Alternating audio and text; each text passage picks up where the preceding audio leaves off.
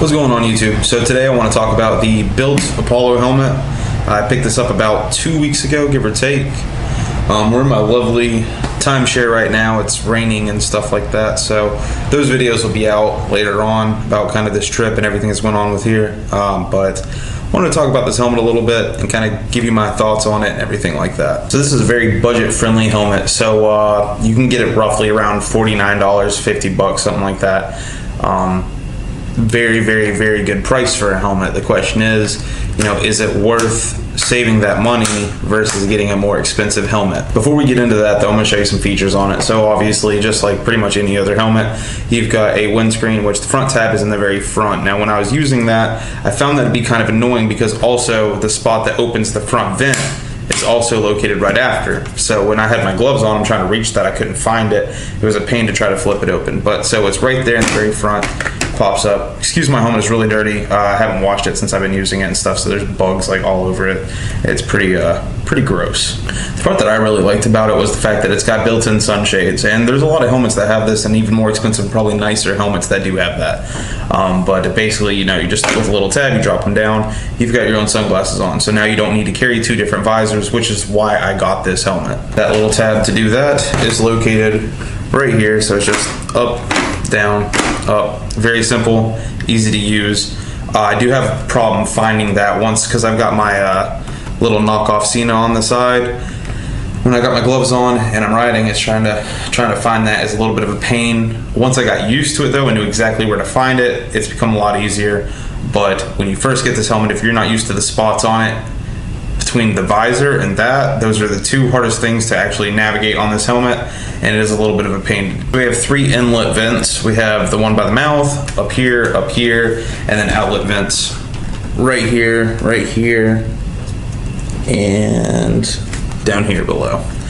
I don't think these are outlet vents right here. I think those are just part of the design of the helmet. But the front piece, there's a button inside right there, and if you grab that button and open it, the whole jaw flips up, which is a nifty feature too. I like that a lot, especially when I'm sitting around the house.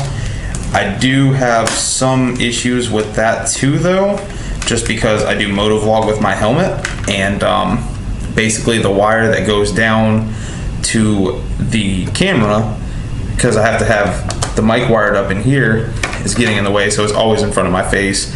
That is a little bit of a pain, but that doesn't matter. The helmet is just the design of it. This isn't really a motovlogging helmet, but I'm gonna make do with what I got. As far as comfort goes, it's really comfortable. I have no complaints about that whatsoever. I actually find this to be a lot more comfortable than my Bell Qualifier was, and it's not just the new helmet feeling, it's in general a more comfortable helmet. It's also the shape of it. So everybody's got different shaped heads. Some helmets are designed for more of a elongated person with a head, and then some people have like more of an oval head, and I think mine's more of an oval head. I don't know, I got a big ass head, but this thing definitely is more comfortable than the Bell Qualifier for me. I'm gonna go ahead and state that you do get what you pay for. So this is a $50 helmet. As far as safety goes, it's probably about as safe as a $50 helmet can be.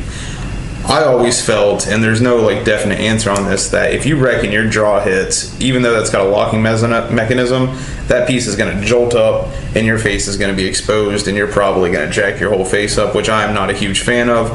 But I do like the design of it, and I like how easy it is to use, so that's one of those things. I kind of just went ahead and took that. But again, this is a $50 helmet, so it's probably not designed quite as good as some of the ones that are 200, 300 bucks that have a similar design to this. I fiddled with some of those helmets and I didn't really notice any huge differences, but there's probably something in there. Just keep that in mind. With safety equipment, it's not always good to cheap out. I understand that, but you might want to rethink how you decide to do this, whether you decide a $50 helmet is worth it or not. Another thing is wind noise is ridiculous in this thing, just because there's so many points of entrance. So because of the way that the face flips, yeah, it tries to seal up pretty good, but it doesn't do a perfect job at that. There is still wind that gets in there because there's gaps in between. I don't know if you can really tell, but there's gaps in there. So wind noise is big in this. It does come with a little chin net thing to try to block off some of the wind, and it's not terrible.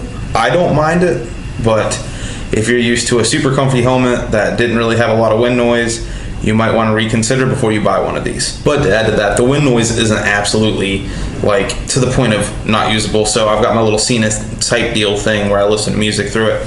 I can hear my music just fine. I can make phone calls and hear my phone calls just fine. Everybody can hear me just fine. In fact, a lot of my last moto vlogs were with this helmet on, and after I checked it out, it had about the same quality as the Bilt qualifier helmet. So it's not astronomical to the point where it's not usable, but it's just more than some other helmets. But again, $50 helmet, you've got to pick and choose your battles. There's going to be quality on the more expensive helmets, but this is an extremely budget friendly helmet. So the last factor that I want to talk about is, would I recommend this helmet to somebody?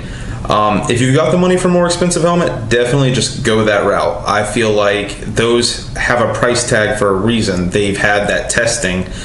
Safety gear is not something that I like to play with too much. I did get this helmet for cheap, but that's because I needed a new helmet. My other one wasn't fitting properly. I had it like falling in my face, so I had to do something quick. But when I get the money up, I'm probably going to buy a nicer helmet. This is just going to get me by for the time being. So if you have the money, definitely do not waste money on a $50 helmet when you can buy like a $200 helmet and guarantee your safety. As far as usage, if your budget is $50, I don't think you'll be miserable with this helmet. I personally like it.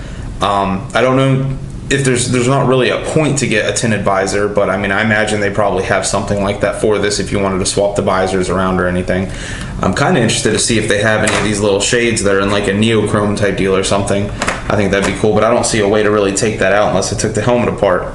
But yeah, so that's my thoughts on it. Basically, it's not a terrible helmet, but like I said, if you've got the money, get something that's worth the money. For $50, I definitely recommend it. It's a pretty cool helmet. Don't know how safe it is, but just like that, I mean, I hope you enjoyed the video. Please hit that like button, the subscribe button. If you hit the notification bell, I've got some things coming up whenever I hit 100 subscribers, so check that out. And just like that, I'm gonna get back to vacation, and I'm out.